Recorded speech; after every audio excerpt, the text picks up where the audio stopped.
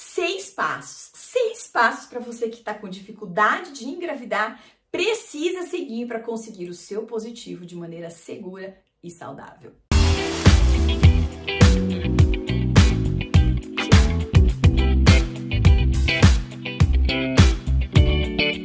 Olá, eu sou Maria Angélica, Nutri das Mamães. Seja bem-vinda a este canal repleto de informações deliciosas relacionadas sempre a este mundo lindo da maternidade. Quero te convidar para conhecer o site, o www.nutridasmamães.com. Também é um canal de transmissão de informação sempre relacionada a este período de programação metabólica tão relevante para quem está vivenciando aí a experiência da maternidade, o desejo de engravidar. Quero ainda te convidar a conhecer também o podcast do Positivo ao Nascimento e todas as outras redes da Nutri das Mamães. Mas se você chegou aqui agora, caiu de paraquedas neste canal, quero te convidar para se inscrever nele, dar um like nesse vídeo.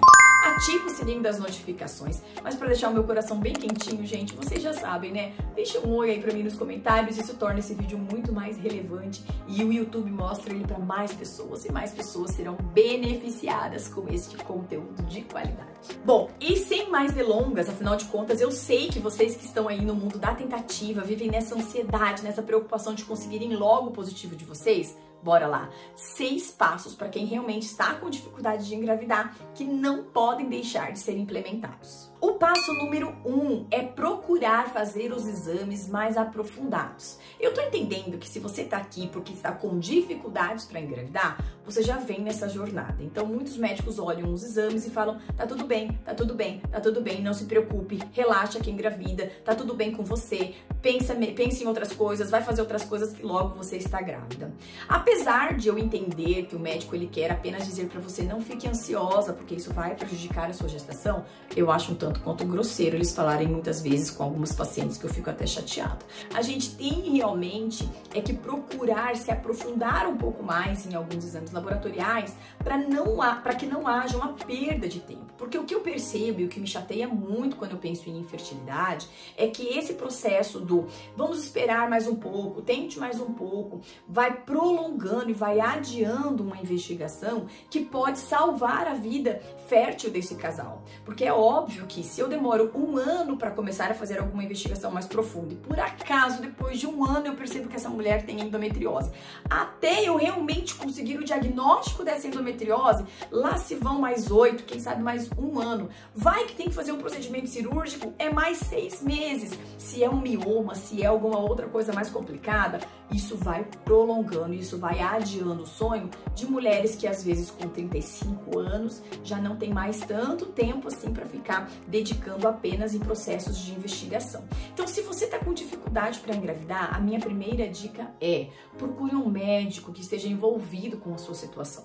Não um médico que vai falar, espera mais um pouco que você vai engravidar. Procure um médico que faça as investigações, que peça os exames, que esteja calmo, que esteja atencioso a tudo que você pontuar para ele. Quem é minha paciente, inclusive se você quiser saber como funciona o meu atendimento, te convido a enviar um WhatsApp para 41 995 36 2802. Por lá você vai receber uma apresentação de como funciona o meu acompanhamento. Então, quem é minha paciente sabe que eu peço uma gama, vários exames laboratoriais, mas alguns deles são fundamentais e eu observo que muitos profissionais ainda não fazem essa solicitação.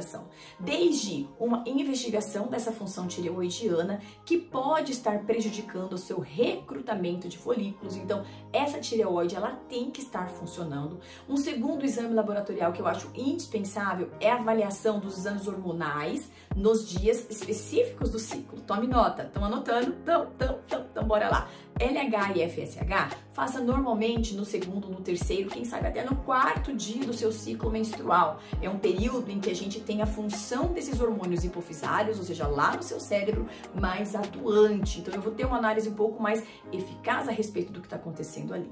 Mas já progesterona e estradiol, a gente pode fazer no segundo momento desse ciclo menstrual, próximo ao 22º, 23º dia do ciclo, porque ali seria o momento em que eu teria uma liberação desse folículo e quem sabe, dentro de uma fecundação acontecendo, eu consigo analisar melhor essa função desses hormônios. Se não houver uma fecundação, mesmo assim, com base nessa progesterona, eu consigo saber se você teve uma boa ovulação ou uma ovulação ruim, ou quem sabe nem ovulou nesse ciclo. Então são pequenos detalhes nessa análise de exames que um médico ou uma profissional capacitada vai conseguir te orientar. Outros exames hormonais, gente, são indispensáveis, principalmente para quem tem a síndrome dos ovários policísticos. Por exemplo, um SHBG, que é um tipo de proteína que gruda nos hormônios, principalmente na testosterona, mas a gente tem que pedir também uma testosterona total, uma testosterona livre, são indispensáveis para uma boa análise e interpretação de como anda a tua função hormonal, que para a gestação, gente, não tem como acontecer se ela não estiver bem alinhada. Mas é óbvio que eu não quero que você se esqueça também que esse profissional que está cuidando de você, ele investigue, né, além da função tireoidiana e da função hormonal, ele vai investigar, por exemplo, uma homocisteína, que fala pra gente sobre a qualidade da tua multiplicação celular, em como você está fornecendo esse material genético que na gestação acontece muito rápido. Então, a homocisteína é um exame extremamente interessante. Inclusive faz associação com polimorfismo genético, gente, mas isso só quem estuda sabe interpretar. A gente deve pedir também nesse momento uma base de nutrientes. Óbvio, uma baixa vitamina D, ela vai interferir diretamente na saúde, desde quem tem síndrome dos ovários policísticos, desde quem tem endometriose, mas ela também está associada na presença de miomas, ou seja, nós precisamos de uma boa vitamina D. E infelizmente, não sei explicar para vocês o motivo, mas eu não entendo mais como o sol dos dias de hoje, nem para quem mora no Nordeste, para a maioria das minhas pacientes, a vitamina D está bem baixinha. Então, nesse caso, a gente precisa realmente dar suplementação. E para fechar a questão dos exames, né, dicas aleatórias, literalmente, porque são muitos exames, mas pedir, por exemplo, como andam os teus metais pesados, então mercúrio, chumbo, arsênico, cádmio. Por que isso? Porque todas essas toxinas que muitas vezes estão circulantes no nosso corpo,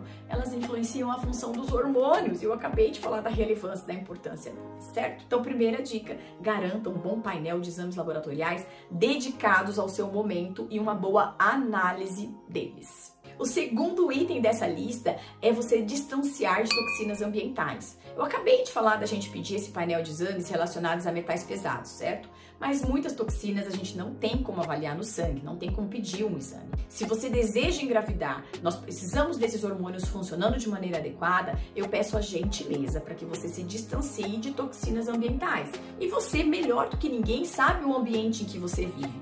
Você sabe que tipo de panela você usa, você sabe que tipo de vasilha você coloca a sua refeição, você sabe como você esquenta isso no micro-ondas, você sabe se você tem usado muita maquiagem muito colorida, isso tem muito chumbo, você sabe que tipo de desodorante, se tem muito alumínio ou não.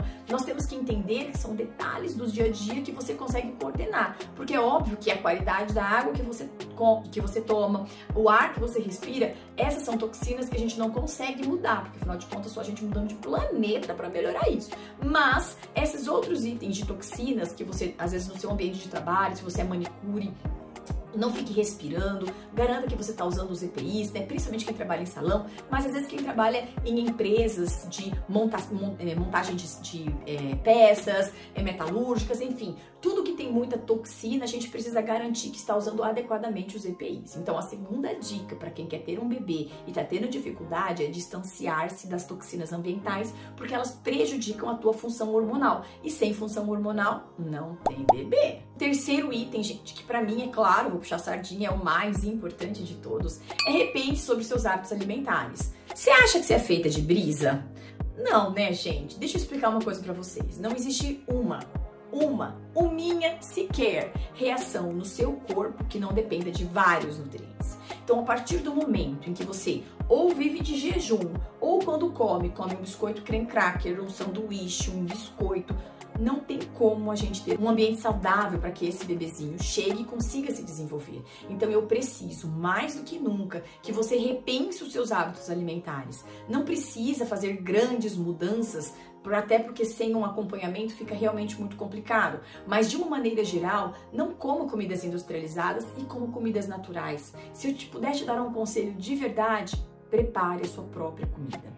aprenda a fazer as suas marmitas, congele essas marmitas. Isso distancia você de uma série de problemas relacionados não apenas aos temperos, à escolha desses itens, mas até mesmo, gente, sabe aquela tentação do buffet que a gente vê lá aquele empanado, que a gente vê lá aquela banana empanada, ou que a gente vê lá aquela massa? Pois é, gente. Então, o fato de você se organizar e preparar as suas próprias refeições, isso prepara você, inclusive, para ter este bebê, porque deixa eu falar para vocês, criança come demais, você precisa ter algumas habilidades aí culinárias, e isso vai aproximar você cada vez mais desse contato com você mesmo, de entender o teu corpo e ver como ele reage quando você muda esses estímulos. Então, diminuir os industrializados, preparar as suas próprias comidas e, é óbvio, insira na sua dieta muitos vegetais, principalmente aqueles que depois que a gente cozinha eles cheiram pum, tá? Eles são muito importantes, eles liberam a cisteína que vai ser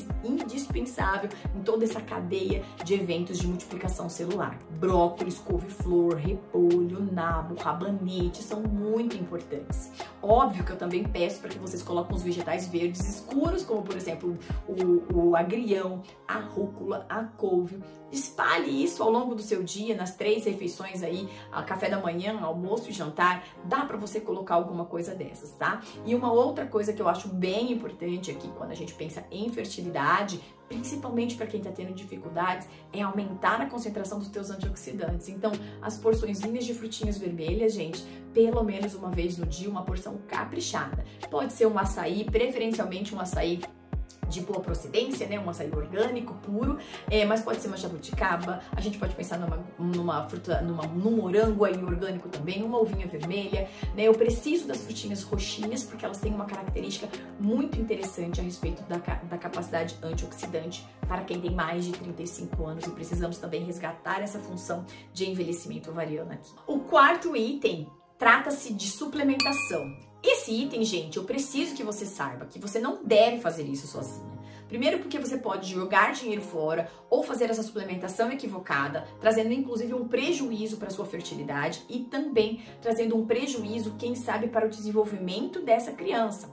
O excesso de nutrientes, por mais que sejam vitaminas, minerais e tudo mais, gurias, isso não é eficaz. O excesso nunca é interessante para nada nessa vida. Nem mesmo para uma vitamina D, que nós temos estudado tanto, sim, ela pode ser tóxica. Nem mesmo para o ácido fólico, que evita malformações fetais, e graças a Deus que ele tem esse papel. Mas o excesso tem associação com alterações respiratórias na primeira infância, e até mesmo alguns artigos começam a direcionar que altas doses na gestação tem a ver com autismo, com alterações nessa capacidade neurocomportamental dessa criança. Então, sim, a gente tem que trazer esse equilíbrio para sua suplementação e, nesse caso, agenda a sua consulta, porque não dá para ficar dando dica aqui que vocês saem muito doidas atrás de comprar esses suplementos que eu sei.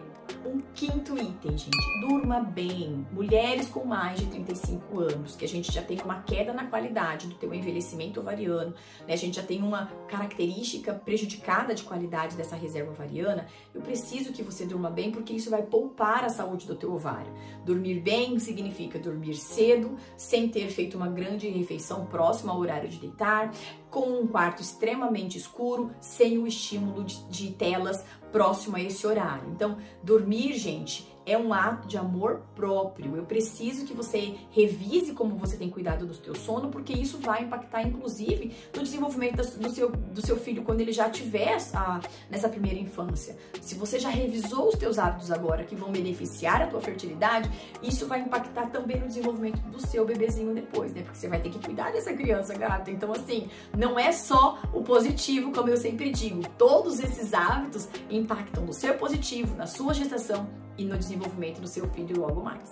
E o sexto e último item dessa lista, que é tão importante, quem me dera se todas as tentantes do mundo pudessem saber dessa relação, é garantir que você tem conseguido implementar a prática da atividade física. Por alguns fatores eu vou elencar eles. A primeira coisa, ele ajuda a controlar a ansiedade. E apesar de eu entender que ninguém é para relaxar quem engravida, o controle dessa ansiedade é muito benéfico, porque uma vez que eu tenho o cérebro muito agitado, eu interfiro em toda essa liberação, principalmente dos hormônios da primeira fase do ciclo ciclo menstrual que fazem recrutamento e maturação desses folículos, LH e FSH. Então, controle a sua mente, controle a sua ansiedade e a prática da atividade física, ela é indispensável para que a gente consiga ter isso com boa qualidade. Um segundo item que eu gosto da prática da atividade física é porque ela me ajuda a controlar esse peso. E uma vez que eu tenho um controle de peso na pré-concepção, eu tenho muito mais segurança durante a gestação.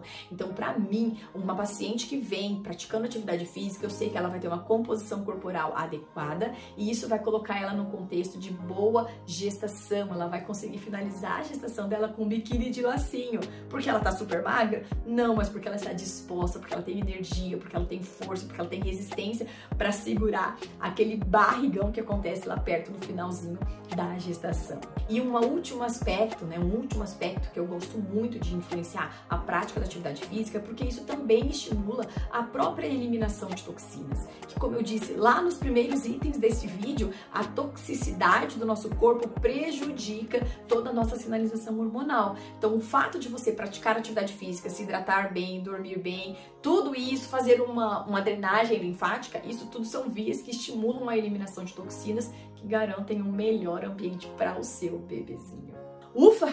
Que vídeo longo, 6 itens, meu Deus do céu, espero que vocês tenham gostado. Se vocês gostaram, não se esqueçam de dar um like nesse vídeo, ativa o sininho das notificações, deixe um oi aí pra mim nos comentários, vejo vocês nos próximos. Tchau!